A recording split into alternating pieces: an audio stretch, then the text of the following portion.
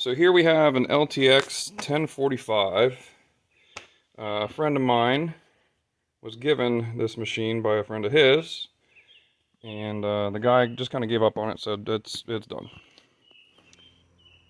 If you want it, go ahead and have it. So my friend is interested in seeing what it's going to take to bring it back to life in the interest of upgrading from his old Gravely. So if you've seen any of our Instagram or Facebook posts, you might have noticed the 80s Gravely that I've had in the shop. So this friend is looking for a more modern unit than the Gravely.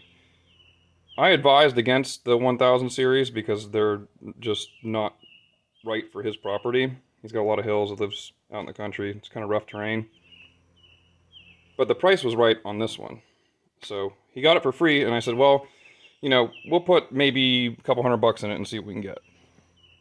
So his friend said that it was lacking power, wouldn't start, all this stuff. So when I got there, it had a dead battery and had some stale fuel in it, but I did get it to fire up. Ran like crap. So let me show you what it runs like. This is basically a lack of power concern, so we'll see if it'll... Yeah, come on.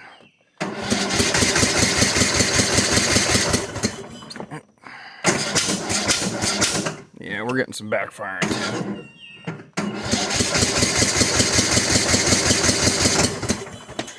Probably won't even start now.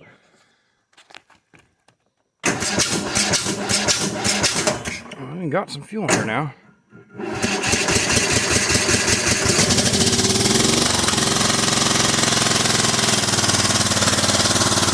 That's not exhaust.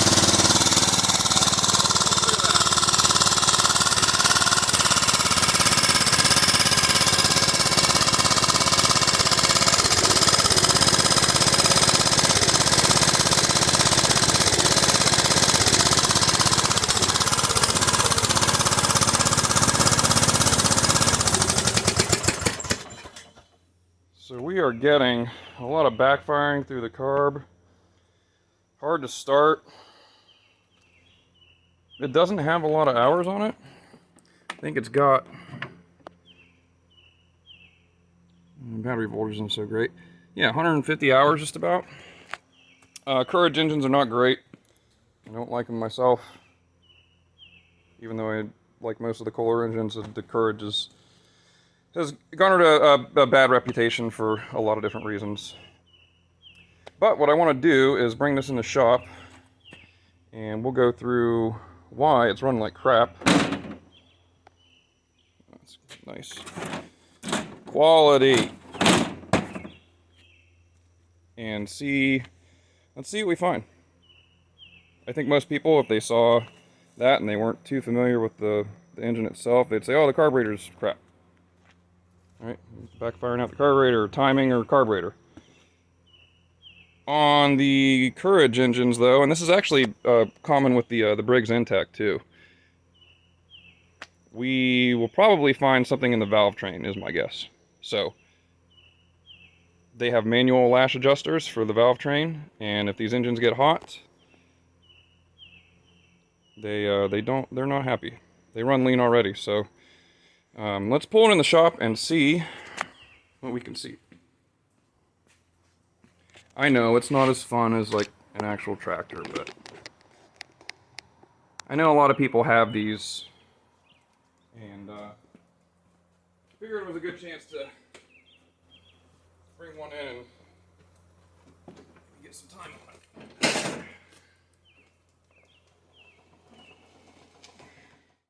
So 1000 series, the hood just hinges off. You've got a wiring harness to pull out of there for the lights. I've already done a little bit of this off camera, so there you go. Most of the fasteners on this are going to be metric, so just grab some metric sockets. First thing I'm going to do is I'm going to go in for the valve cover and see if I can find anything wrong with the manual lash adjustment on these valves.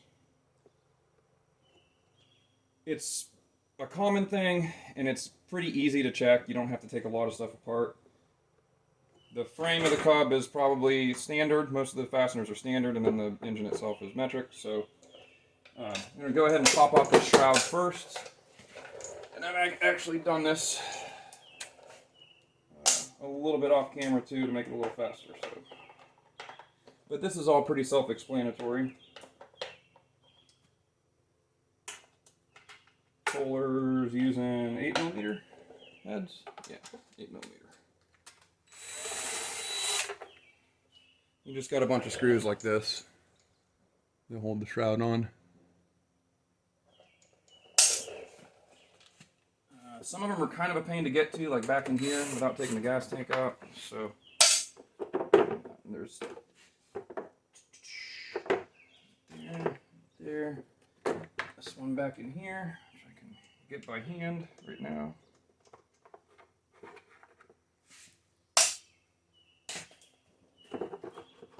Alright. Pull up the dipstick. Lift it out. It has to wiggle out of there. And we'll just set it to the side. So, I've actually had this shroud off once before. There were mouse nests all inside these fins on the block and on the head. There's actually still some down in here. And as soon as I saw that, I kind of figured I was heading in the right direction, because these don't like to run hot, or they do like to run hot because they run lean. And running lean is not a big problem if you keep it cool. It keeps the combustion chambers nice and clean. It's better for emissions to not be burning any more fuel than you need to for power, but it does mean you got to be a lot more careful about making sure they don't get too hot, and keeping these fins clean is a huge part of that. I haven't seen any evidence that any of this has been apart before. Obviously, I've removed the air filter. That's a pretty common standard thing there. Alright. So, you got the shroud, and then you've got a muffler. Let's see if I can get you there. There's a muffler shield right here. Just bolts on the side. Hold that on. Take those out. There's 3/8. And then this guy, pop out of the way. And I'm not going to pull it all the way out, just enough to get it loosened up so I can get to the valve cover bolts up underneath here. So, the bolts around the top, those were 8mm heads. These are 10mm here. And you can see I've already removed some of those too. I should probably just be honest and tell you that I already know what's happening here. It's probably obvious at this point. I've already had this apart. But I did reassemble it because I wanted to show you what it actually ran like, so you had an idea of what the symptoms are, as well as the the root cause. So you could tell it ran like crap, didn't want to start, backfiring out the car, right? Bolts all around this guy. You can just slide them out. There's your valve cover. So, with the valve cover removed, you can see we've got our intake valve over here. There's a rocker arm and a push rod, valve springs. Over here is the exhaust. And what I'm going to do is I'm going to rotate the engine up to top dead center. Uh-oh. It's going to be pretty apparent here in a minute.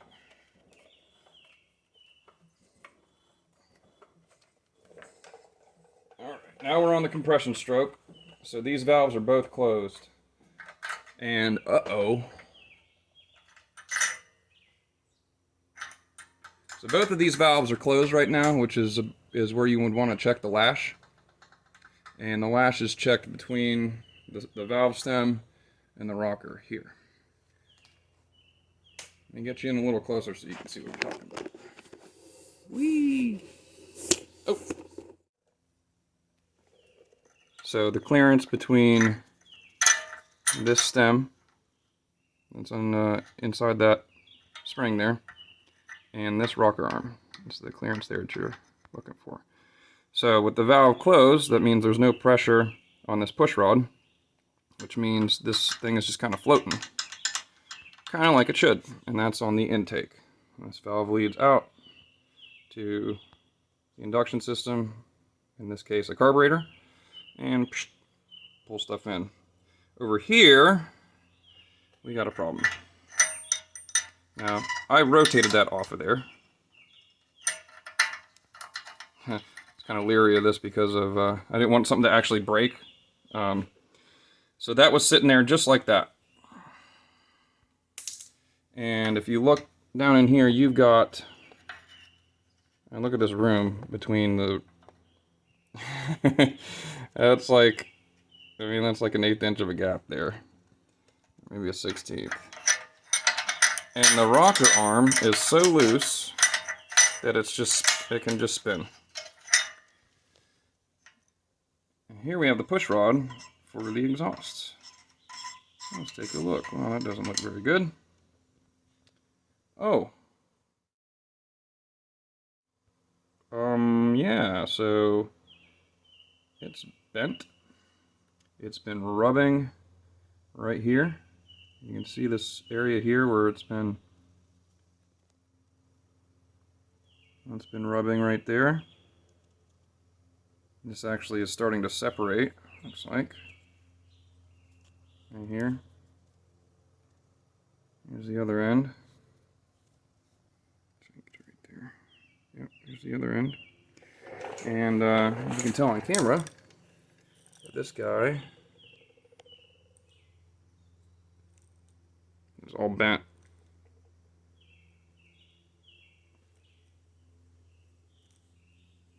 Why did it bend? So that's part of the reason we've got so much slop here. But we need to figure out exactly why that happened. That push rod is just supposed to push against the pressure of the spring to open the valve. There shouldn't be any other force on that other than the spring. There's your breather, intake valve, exhaust valve. So, what's going on here? Let's take this off. So this is the nut that holds down the rocker arm.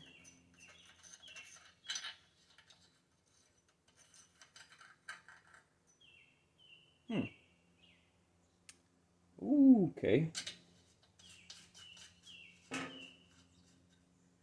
So, here we have the next part of the problem. Our rocker arm is correct. Yeah, see that? It's cracked.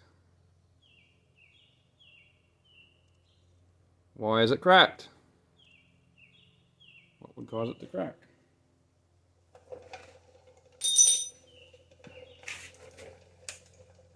This is where we're going to look at the root cause of the problem, I believe.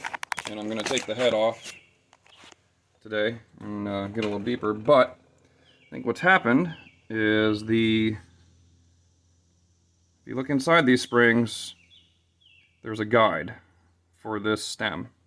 So when this valve stem moves up and down like this, it's got to have a guide to guide it as it passes in and out and in and out and in and out of the head. You look at the guide on this side for the intake, it's down 1, 2, 3, 4 springs down from the top, just about, right? The guide is like the little silver part right there. Over here, the guide is, very end of the guide is maybe a spring and a half down from the top. So, I believe what's happened is this thing has gotten hot The exhaust is going to get even hotter than the intake because it's got all of the spent mixture going out. That's where all the heat's at. And what's probably happened is this guide has shifted in the head and come this way. And then when it came up this way, and then it cooled off and stuck back in place, and the engine went to rotate again, the guide was fixed all the way up, and when the rocker arm came in and tried to compress that, valve stem, helps if you hold it the right way. When it came in and actually went to open that valve, this basically just butted up against that guide. It had nowhere to go. So the cam that pushes on this push rod wants the valve to move a specific amount all the time. There's a fixed amount of lift that this will have based on, you know, the camshaft inside the engine. So it doesn't know anything except you keep moving this much all the time. If something changes on this side and it is no longer able to make that full amount of travel, all that force that's coming up on the push rod here and pushing this like that, all that force has to go somewhere. And it looks like it bent the push rod and it cracked the rocker arm. So, you got two options. Looked at parts and decided with my friend that we didn't want to go and put a whole new head in it. So what we're going to do is we're going to pull this head. We're going to see if we can get this valve seat, or this valve guide, to move further back to its normal position. And then we'll pin it in place. So we'll go with a hammer and a punch, and we'll actually distort the metal around the guide to help squeeze the material around the guide. And that'll make more sense once we get there. What you have here is different thermal expansion rates. So the surrounding aluminum in the head expands at a different rate than the guide does. And when one expands more than the other, the tolerance of fit between the guide and the head, that tolerance opens up and it doesn't hold itself in place anymore. So we're going to pop this head off, and that means taking some bolts off the exhaust to get down to here. This is where the separation between the block and the head is, and where this gasket is. You can see there's evidence of chewies in here too. We got some nice chewies going on. So we're going to fix some of that stuff too. But first, and I don't want to run this any more than I already have, because I don't want to throw a chunk of that push rod down into the engine, and I don't want to cause any more damage that's already been done. So yeah, I'm going to set you up and we will start tearing this head off of here.